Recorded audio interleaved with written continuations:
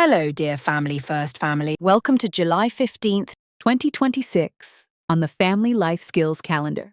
It's World Youth Skills Day, a wonderful opportunity to build creativity, teamwork, and a love for lifelong learning as a family. Step 1. Choose a skill to learn together. Sit down as a family and decide on a simple new skill everyone can enjoy, like basic origami, juggling, painting, or planting herbs. Pick something fun, age-appropriate, and hands-on. Step 2. Gather your tools. Collect the materials you'll need: papers, paints, seeds, or even online video tutorials.